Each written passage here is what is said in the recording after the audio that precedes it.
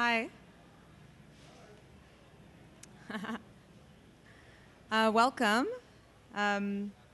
This program is part of the Artists Books Publishing section presented by Exile Books and Printed Matter in the tented area here at NADA, Miami. The title of the program is A Reading of Douglas Turner Ward's The Haitian Chronicles presented by Boo-Hooray. So I'll just give a quick introduction and a reading of Douglas Turner Ward's The Haitian Chronicles by Ron Bobb-Semple, followed by a brief discussion, or perhaps started with an introduction. The Haitian Chronicles is a brutal history of the Haitian Revolution told across 3 plays. The play reflects Ward's political project of satirizing, dramatizing, and revealing the structures of white supremacy throughout the history of this so-called civilization. Brief bio. Douglas Turner Ward was one of the central driving forces of the Black theater movement in the United States and was co-founder of the Negro Ensemble Company, NEC. Ron Bobb-Semple began acting at the Theater Guild in Guyana in 1969 and has since starred in plays by Ossie Davis, Joyce Sylvester, August Wilson, and others, as well as his own one-person cultural and educational presentation, The Spirit of Marcus Garvey. He continues to act, direct, and produce today. The Chronicles were, Boo-Hooray proudly placed the Douglas Turner Ward Archive at Emory University Stuart A. Rose Manuscript Archives and Rare Book Library in 2017. And the archives include many working drafts of numerous plays. Ward directed and wrote manuscript materials and correspondence with other icons of the Black arts. Please note this reading includes sensitive and graphic language. Thank you. Thank you so much for being part of this program. Thank you all for coming. Thanks to NADA and Printed Matter and to Amanda at Exile for all organizing this. Yeah, so Douglas Turner Ward founded the Negro Ensemble Company in 1967. He was the understudy for Sidney Poitier in the original Broadway production of A Raisin in the Sun. And that is where he met Robert Hooks, with whom he would co-found the NEC, along with Gerald Crone. They produced his 2 one-act plays, Day of Absence and Happy Ending, and around the same time he was asked to write an op-ed for the New York Times about racism in theater, and he wrote one entitled American Theater for Whites Only, ? And off of the strength of that op-ed, he was given a Ford Foundation grant of $40,000. And with that money, founded the NEC. He ran it as a creative director, producing plays for decades. He produced plays by some of the first American theater productions of Wally Shayenka's plays, as well as Charles Fuller's plays, and many others.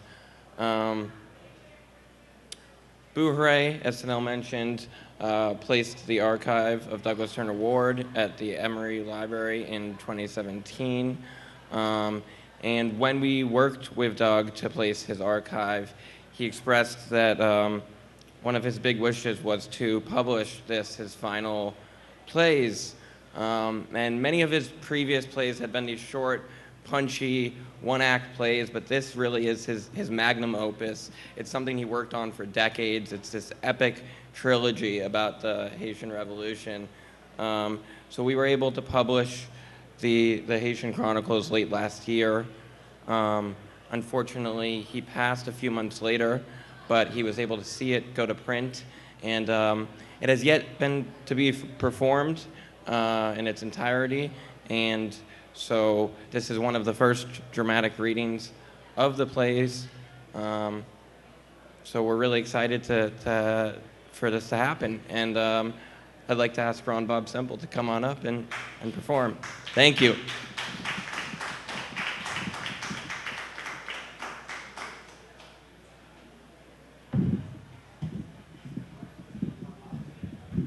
Thank you, Dylan. Good afternoon. Okay, let's try just one more time. Good afternoon. Well, I thank you. It's an honor and a pleasure for me to be part of this program. As Dylan mentioned, the Haitian Chronicles comprises of 3 plays, and the rise of Toussaint Louverture, the fall of Toussaint Louverture, and the one-person play on Dessalines. I'm going to read sections of all 3 plays, and the characters are Boukman, Toussaint Louverture, Dessalines, and the women chorus, because in many revolutions, women play a very important part, but normally are in the background. You don't hear about them, but it was very, very important, I think, for Douglas Turner Award to include women in this trilogy. And as Boukman said, forgotten, huh? The blacks thought they had trouble enough with yellow mongrels. They never figured on black curs snapping at their haunches.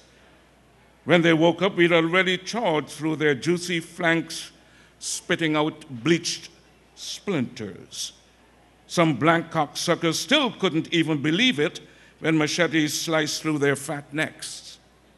My only regret is that I got myself killed. Some say I fell in battle, others say I was captured. What they all agree is that my cheeky tit was chopped off and stuck high above Le Cap city at a warning. Unfortunately, the lesson didn't stick, because other incorrigible niggers insisted on finishing what I had begun. No Mackandal this time. Huh? Oh, yes. Years ago, a one-armed nigger, Maroon Mackandal, schemed to take over San Domingo by poisoning all whites. Sprinkle loads of African killing powder in Le Cap's Reservoir de l'Eau, and any blanc who survived, that would be bumped off by their own chérie servants with an ill-fatal sauce in the kitchen stew, a bit of goodbye powder in the drinking gourd. A pretty good scheme, but Mackandal made one mistake, a last one. Busting with overconfidence the night before carrying out the plan, he decided to celebrate ahead of time, get some fun sneaking into a plantation dance to frolic, stuff himself with a belly full of liquor and dick full of poutine.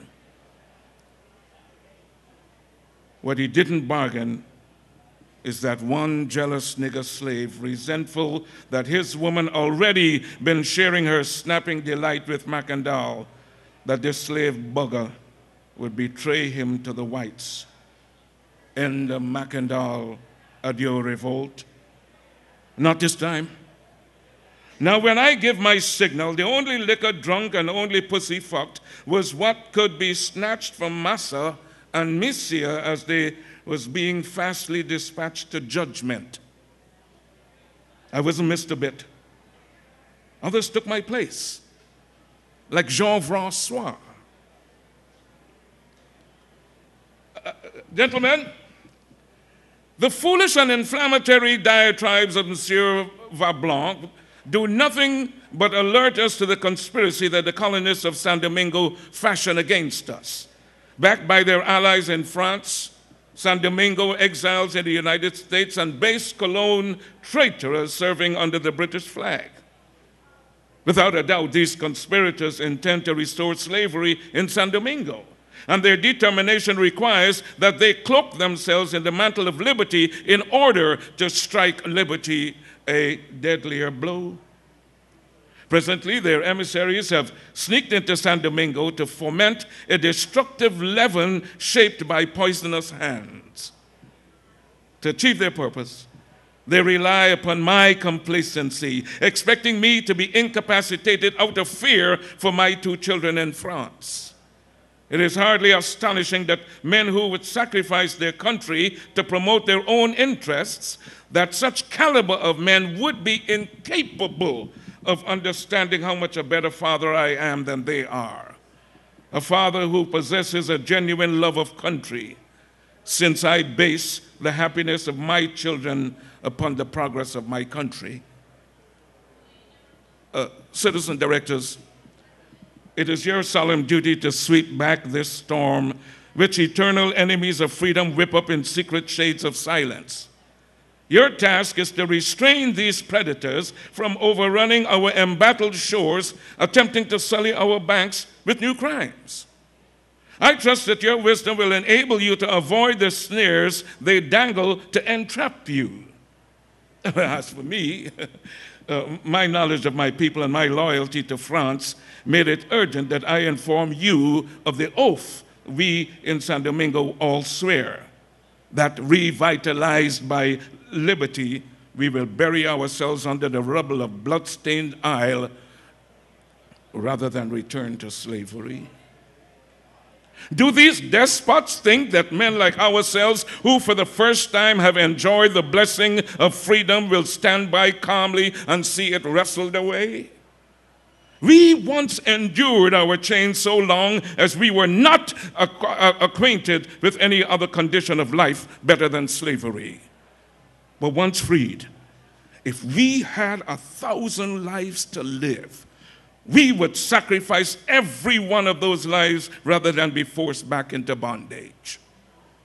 Messieurs, I'm confident that any trepidations I might have about my two sons' safety is baseless, since it was to the solicitude of the French government that I entrusted them.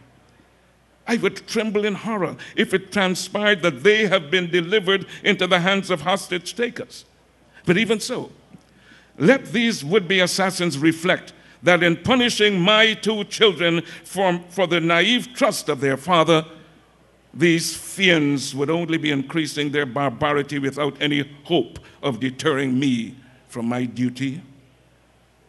Blind as these wretches may be, they cannot fail to recognize how their conduct would only signal new disasters in San Domingo, and far from enabling them to regain the lost privileges which liberty for all terminated, they expose themselves and the colony to total devastation.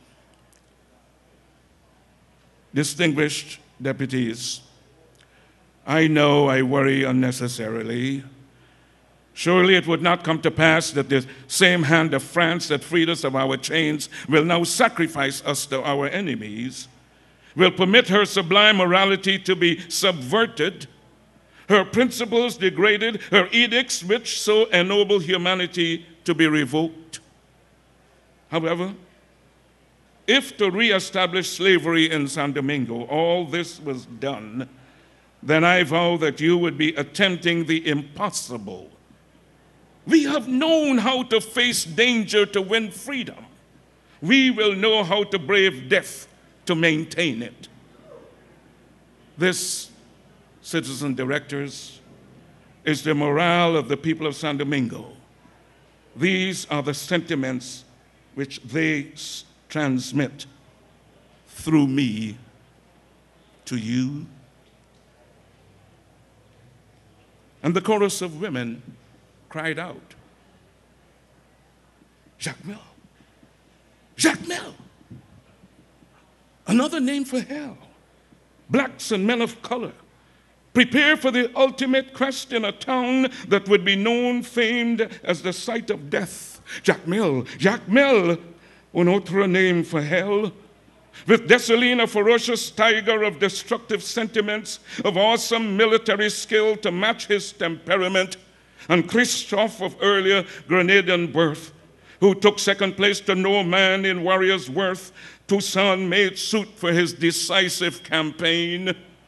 The premier struggle was at hand, over which class would rule the land, blacks the overwhelming teeming mass, mulattoes long superior and more powerful case, outcome to the settled at this modest clump of earth, sandwiched between mountains and the sea beyond the turf. Jacques Mel, a shaded town of no particular ground, soon to be enshrined as a city of brutal renown. Jack Mill. Jack Mill! Another name for hell. Toussaint dragged big guns over 100 miles of impassable terrain, over trails and streams and mountain drops, and aimed them at Jack Mill's chimney tops. As Jack Mill dug in, its kind and gentlemanly commander Beauvoir, appalled by this conflict of divided kin, resolved his worrisome rift within. Removing himself from the fray, abandoning his post, he sneaked by night aboard a ship for France, guided by moonbeams of light.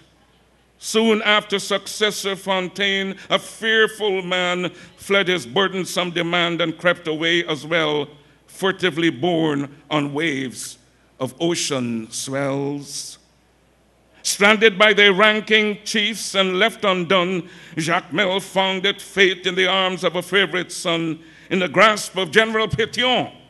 Pétion, once member of Toussaint's band, now defected in loyalty to his natural blood clan, pitted against his former commander-in-chief in a battle to decide San Domingo's brief. Though destiny had not worked according to plan, Jacques Mill could not have been entrusted to a better man. If anyone could grapple with Toussaint, genius of military tactics and strategy, Pétion was that most capable man. Who was an enemy?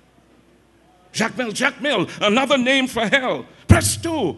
The siege looms, big cannons boomed, showering a lethal rain down upon the town. The population bracing to fight, the strength of their morale contradicting fright. Women and children shudder in shelters. Men fire back fusillades of lead pelters. Jacques Mill, another name for hell. Time dwells, battle swells. Pétion harangues his troops for stauncher resistance and counsel the inhabitants for stricter subsistence.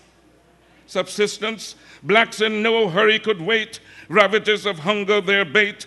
Nothing could get in, nor something sneak out.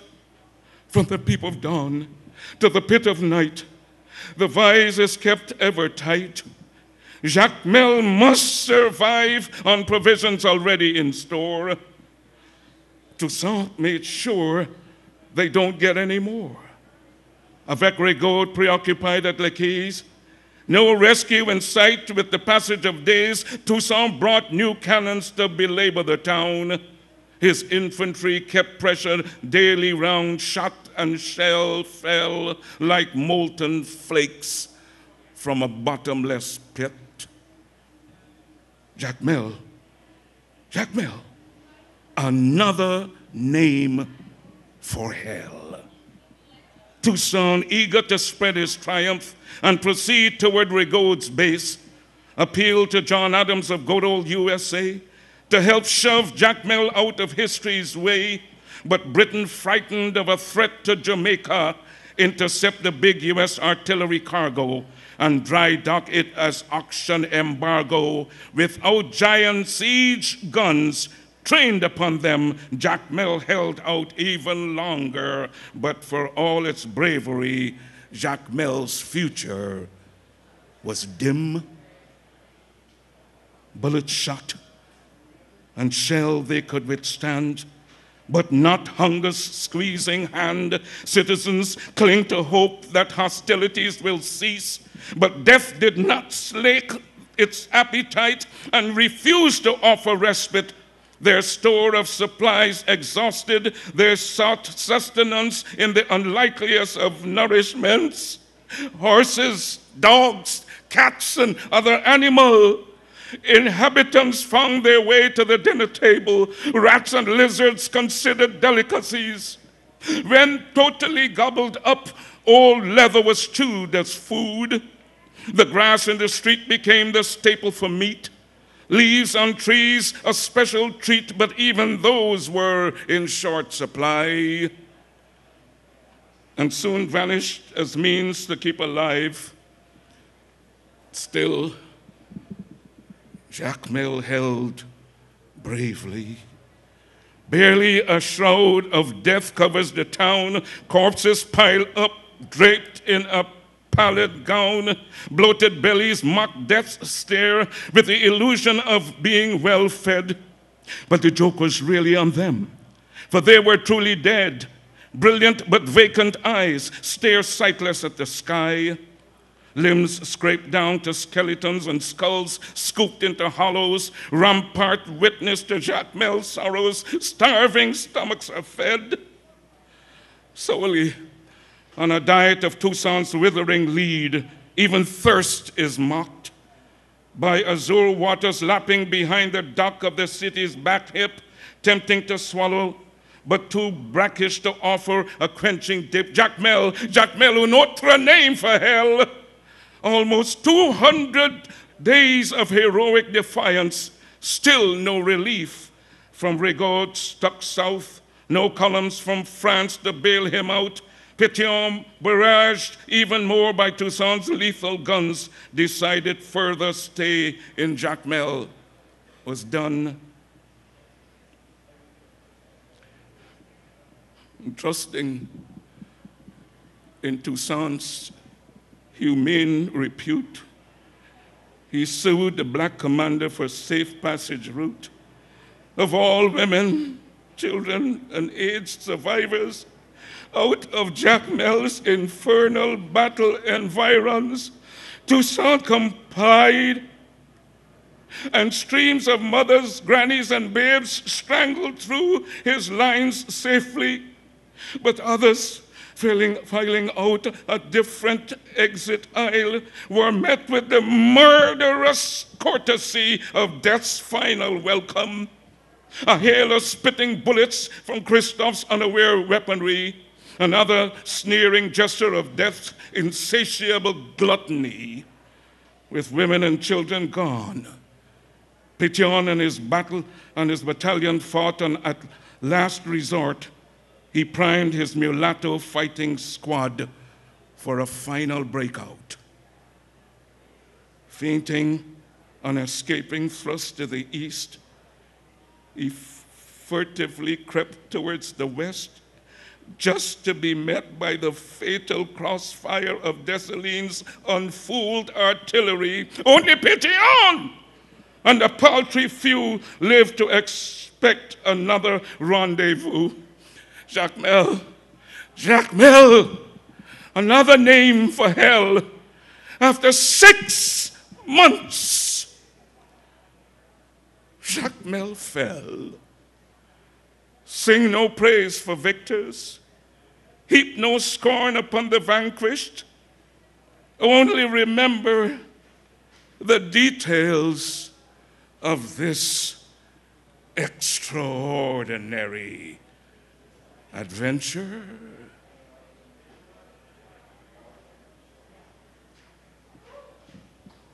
Open fire. Open fire. Why don't you, chiens? Why don't you? Murders. Come on, come on. Go ahead and shoot. What's the matter? What's the matter? Go on, try. You bastards can't do it. Where's your courage? You don't have a fucking nerve. Cochon's too scared. Of me? You ought to be. Fuck with me, Canels, and I'll have your heads. I'll make you all dead. Why you think you can attack me? I am emperor, invincible. Emperor is invincible. How I make myself one. Brute? Barbarian? How dare you? I give you your freedom. Without me, you'd be still licking your master's spit, cleaning up his shit. You'd still be groveling at the feet of whites and yellows of the earth. I make you independent, not Toussaint, me, Dessalines. No one but me, your worst nightmare come true, and your dream. Blood-soaked betrayer, Amistad Blanche all the while, you fucking lie. I praise the invasion. Coward niggers and traitor breeds go one by one over to the French chiens. But we 3 honchos alone, Solomon, is still just set to bust loose our nuts from French grip. Then for no reason, Christophe give up to Leclerc. Old Toussaint claimed he didn't know, but he lied. He proved it giving up too. What was I to do? Fight the French? And them too? I do the only thing I could. Quit. I'm last to go. May when I march into Le Cap to hand over my sword, they know in their heart he is first nigger to reckon with. I ride through the street, horse prancing high, looking the white jackals in their eyes till they're forced to turn away. It's good they turn, because if they keep looking, they see all you negres and even some breeze falling to your knees before my horse's feet. Dessalines, your worst nightmare come true and your dream. Should have hold out like the others. What others? Don't count. Le petit bandits, brigands, no better than petty thieves. They could never be a threat to the French. All most of them want is all they can pillage. Useless. Mais en même temps aussi useful. Quoi so? You think Leclerc trusts me? Me? Dessalines? Who had fight him like a tigre? Squash his soldiers like ants? Who give orders to shoot any of my own men who tried to give up to him? You think he going to believe my surrender? He know where I stood. Now we need proof of my change of heart. Liqueur, evidence of my sincerity. I give him more proof than he can stomach avec the corpses of nigger bandit chieftains. At least now they serve a good cause. Leclerc, brag he make himself master of my mind. I keep him thinking that way. Soon he will run out of time to change his mind. Blanc soldiers already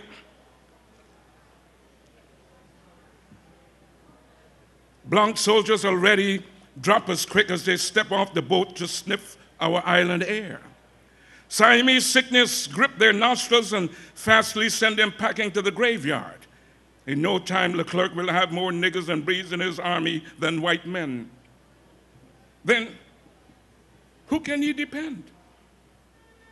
Who is the master of whose mind? What? Oh, that's a lie. I'll break your neck accusing me of disloyalty to Toussaint Louverture. He's mon père, my father.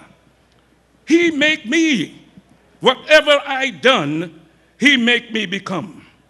Je l'aime. I love him. Without Toussaint, I would be rien. You would be nothing. All Negroes would be rien. Papa Toussaint. I'm as much his son as les enfants born from Mademoiselle Suzanne's womb. How dare you accuse me of disloyalty? I will slice the tongue from any mouth what dare say so. Crocodile tear? You ever see a crocodile cry? Mama Eater, don't shed a tear in his life, lest you mistake that gleam in his eye when he ready to devour you. Too cold to cry.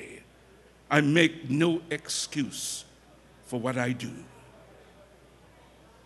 Toussaint, betray himself. Who will go meet without his grenadiers to protect himself? He should have died in his horse's stirrup, a death he cheat, a fate he escaped so often we think the gods make him non-killable. He could have died in bed next to his cheery wife, a jail cell instead. Merde, misarete. Whatever happened backward is our own damn fault. We fight the fucking French for 10 years, beat their asses to tete, whip the British and Spanish till they shout, enough! Still, we want to negotiate matters. Stick with whites, no telling what. Keep them as master. Basta mal. Up they go. Demain après old Toussaint arrest. Leclerc come down with fever himself. Soon big desertions from his island army begin. First ordinary soldiers, then officers, sans souci capois. Quoi? Oui.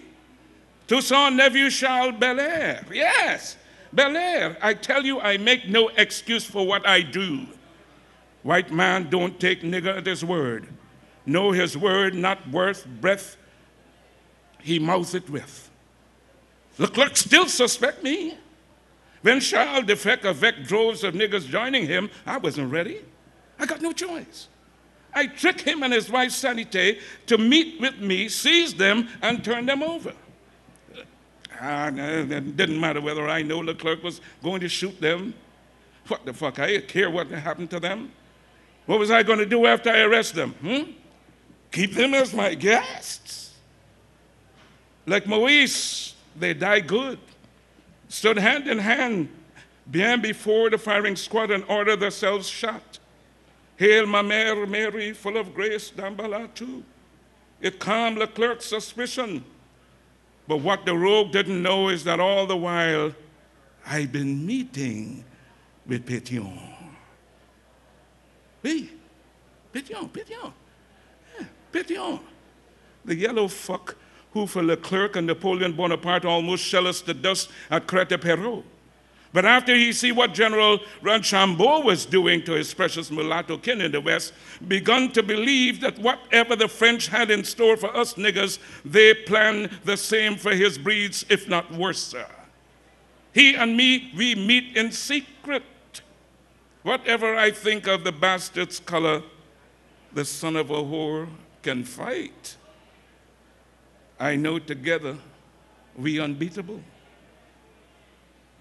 Even after I turned Belair and Sanité over to him, Leclerc still not full satisfied avec moi.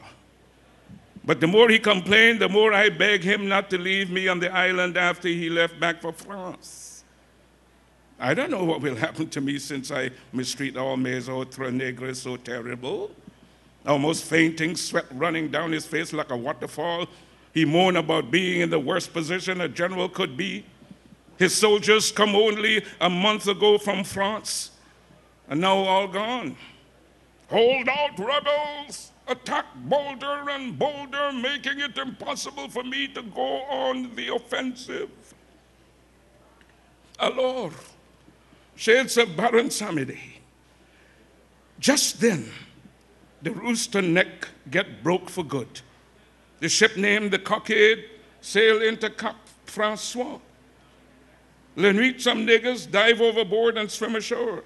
Le Cap blacks fetch them out of the water and they give a first-hand account of what already had been rumored.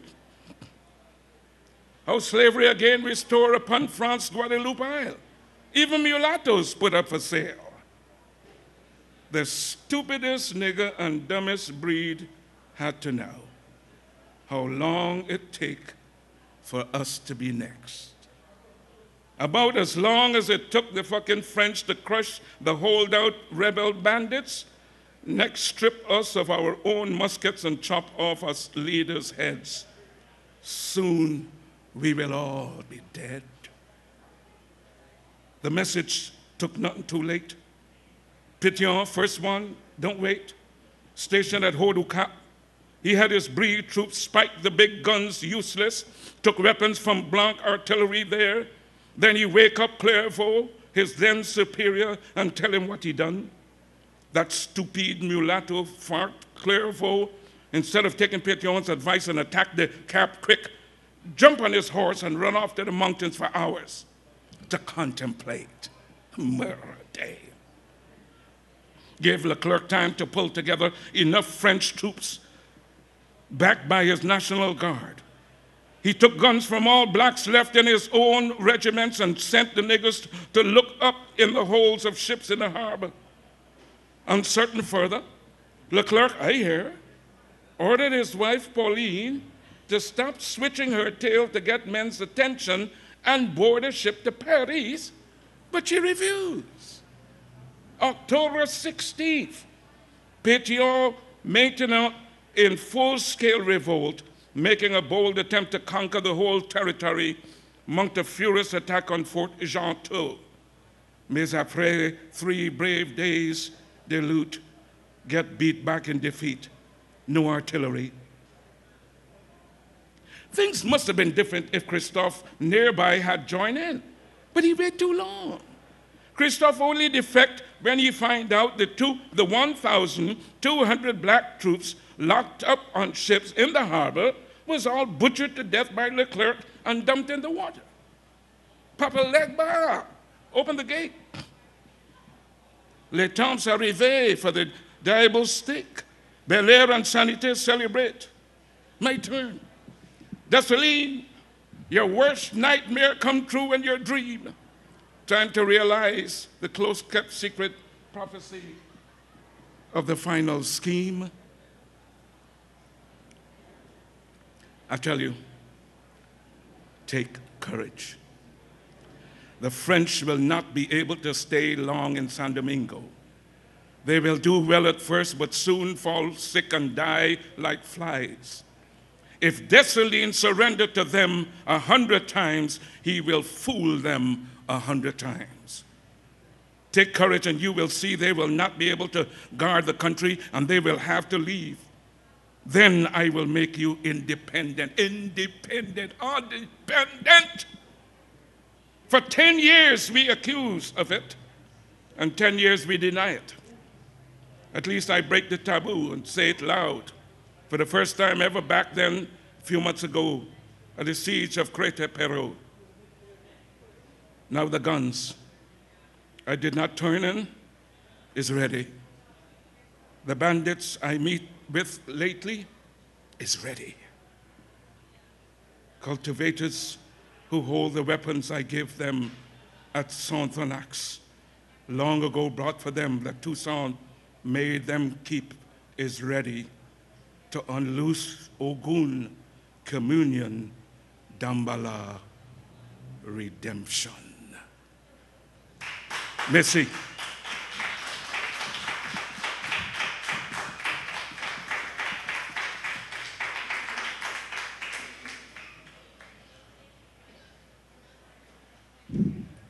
Thank you, Ron. We have copies of the Haitian Chronicles for sale here and at our booth for $25, as well as selections from Douglas Turner Ward's library, including some pretty amazing things, signed first editions of Langston Hughes, and other pretty shocking association copies. So come check it out. Talk to us more. Thank you.